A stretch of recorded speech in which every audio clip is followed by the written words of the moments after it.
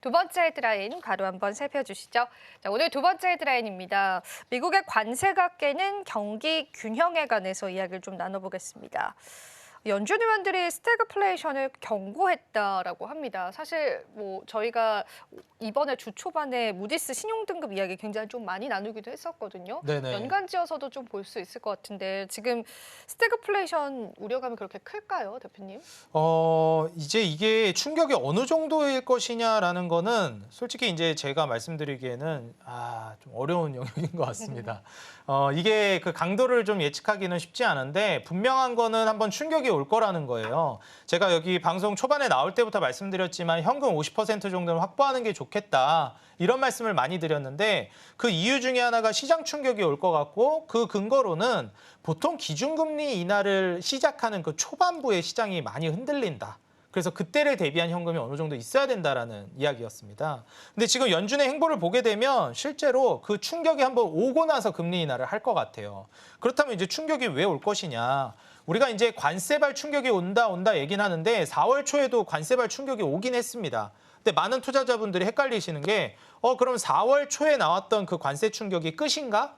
그건 아니거든요. 그 이상의 충격이 올 것인지는 좀 미지수지만 그게 충격이 끝났다라고 볼 수는 없어요. 왜냐하면 그때 당시에 이제 4월 초에 트럼프가 판넬 들고 와서 국가별 상호 관세를 이제 부과했는데 그때는 관세를 말도 안 되는 수준으로 높게 책정했잖아요. 근데 지금은 하나하나 낮춰가면서 완화해주고 있는 흐름이고요. 실제로 중국도 거의 뭐 초기화로 돌아갔죠. 근데 이게 완화되고 있다고 해가지고 관세가 없어진 것이냐? 그건 아니라는 거예요. 우리가 물론 4월 초에 느꼈던 그 관세발 불확실성은 불안감 때문에 이제 시장이 충격을 받은 것도 맞고 그 이후에 그 정도 관세를 부과하지 않은 것도 맞고 이제 점점 완화를 해주고 있지만 관세가 실제로 경기로 충격으로서 다가오는 건 시간차가 좀 존재합니다. 관세를 부과하면서 거기에서 이제 가격 상승이 이루어지고 그러면 소비자들은 이제 또 수요가 떨어져 버리게 되고 소비가 이제 감소하면서 경기가 이제 후퇴하게 되는 거죠. 그러면은 가격도 올라가니까 인플레이션 우려에다가 거기에다가 추가로 이제 가격이 올라가니 소비까지 안 하게 되는. 왜냐면 생산성이 없고 뭐 쉽게 말해서 월급이 안 올라가는데 가격이 올라가면 그거 뭐 쉽게 사겠습니까? 사기가 어렵거든요.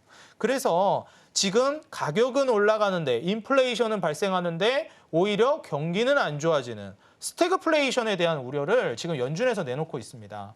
제가 거듭해서 이제 말씀드렸던 것 중에 하나가 관세를 상쇄할 정도로 원유 가격을 이제 에너지 가격을 트럼프가 낮추고 있다. 그렇기 때문에 물가는 지금 현재 안정되고 있다라고 말씀드렸고 실제로 물가는 지금 안정되어 있습니다. CPI나 PPI도 계속 하락하면서 오히려 이제 전저점을 깨려고도 하고 있고 각종 원자재 가격도 매우 이제 안정된 상황이거든요. 특히나 유가 같은 경우에는 바닥권에서 그다지 올라오지도 않고 있습니다. 굉장히 많이 떨어지기도 했고요. 근데 중요한 점은 뭐냐면 기대 인플레가 문제입니다. 지금 당장이야 물가가 괜찮지만 나중에도 괜찮을 거냐? 관세가 부과돼서 이제 문제가 되는 시점에도 괜찮을 거냐는 또 다른 문제라고 평가하고 있습니다. 상세를 어느 정도야 하겠지만 이게 완전히 상세되긴 또 어렵다고도 볼 수 있겠고요. 무엇보다도 지금이야 경기가 선방하고 있는데 그 관세가 이제 후폭풍으로서 타격을 줄 때는 불경기가 올 수 있겠다라고 연준은 파악하는 것 같아요. 그래서 결국에 우리가 기준금리 인하를 하기 위한 핵심 명분은 저물가, 다시 말해서 물가 안정과 불경기인데 불경기가 더 중요하단 말이에요. 그러면은 관세발 불경기가 올 거를 저는 우려하고 있다고 생각합니다. 거기에다가 물가 상승까지 우려되다 보니까 금리를 쉽사리 못 낮추는 거예요. 그래서 이번에 연준이 5월, 6월, 7월 3달 연속으로 금리 결정하는데 다 동결하겠다는 의견을 내비쳤습니다. 뭐라 했냐면 9월 이후에나 생각해 보겠다 이랬어요. 그러면 뭐 5월 달은 동결했고 다가오는 뭐 6월, 7월도 다 동결하겠다는 거나 다름없죠. 8월 달은 금리 결정 안 하고. 그럼 이제 9월 달 가봐야 아는 건데 9월까지는 이 고금리가 유지될 거라는 말입니다. 제가 앞서 말씀드렸듯이 증시가 장기 상승을 이어가려면 저금리도 이제 필수적인데 지금 물가도 지금 삐걱대죠. 거기에다가 이제 고금리가 9월까지 계속 유지된다고 하죠. 거기에다가 이제 관세발 타격까지 온다라고 하게 되면 여기에 대해서는 한 번 정도의 충격은 있을 수 있다. 근데 그 충격을 회복하기 위해서 연준이 액션을 취해가지고 금리를 빠르게 내리기 시작하면 그때부터 남겨놨던 현금을 공격적으로 베팅해가지고 투자를 하셔도 되는데 아직은 기준금리를 인하하기 전 단계라서 현금을 좀 유지를 하고 계시는 게 중요할 것 같다. 투자를 아예 안 하는 건 아닌데 현금은 확보하면서 투자를 하시라고 조언을 드리고 싶습니다. 네. 사실 저희가 지난 시간에도 이제 관련해서 시장 이야기를 나눴을 때보다 이제 대표님의 시각 자체가 조금 더 보수적으로 약간 변한 것 같긴 합니다. 그만큼 이제 월가에서도 스태그플레이션 우려감들이 좀 계속 나오고 있어서 우리 국내 증시와 대입을 해봤을 때도 여전히 보수적인 관점들 좀 유지하시면서 현금을 좀 보유해 보시면 좋겠고요. 그러면 일단 금리 인하 자체는 6월 달에도 동결 가능성에 좀 무게를 싣고 계시는 거죠? 네, 뭐 6월이 아니라 7월도 동결할 것 같아요. 지금 분위기로 봐서는. 그리고 지금 연준의 입장을 보면서 제가 이제 느끼는 바는 명확하게 이제 관세발 충격이 와서 시장이 흔들리면 그때 인하하겠다는 거구나. 그냥 그렇게 느껴지거든요. 그리고 연준 입장에서도 좀 어느 정도 이해를 해보자면 사실 이제 금리 인하라는 것도 금리 인하가 좀 진행이 되면 그때 이제 충격을 완화할 수 있는 효과가 있기 때문에 이 안전장치를 너무 빨리 써버리기를 싫어한다라고 느껴져요. 왜냐하면 미리 써버리게 되면 나중에 물가가 튀어오르기도 하고 그다음에 진짜 충격이 왔을 때 그거를 완충작용을 해줄 수 있을 만한 이 금리 갭이 없다 보니까 이미 제로 금리인데 거기서 더 낮출 수가 있겠습니까? 그래서 이러한 측면을 좀 고려해 보면 우리가 보통 이제 한 3% 아래로 금리가 떨어져 버리게 되면 뭐 2% 룰이라고 보통 얘기해요. 그래서 2% 금리는 이제 사실상 거의 금리 수준에서 제로 베이스로 가까워지고 있는 수준이라 굉장히 위험하다라고도 평가합니다. 그래서 이 2% 기준치로 이제 가기 전까지는 지금 4.5% 수준에서 2.5%포인트 정도밖에 남지 않았거든요. 0.25%포인트씩 이제 한 계단으로 치면은 몇 단계 안 남았어요. 물론 차근차근 내리면 되겠지만 그때 이제 관세발 충격이 어느 정도로 올지 연준도 예측이 어렵다 보니까 선제적인 인하를 좀 두려워한다라고 생각이 듭니다. 물가 충격도 좀 생각을 하고 있는 것 같고요.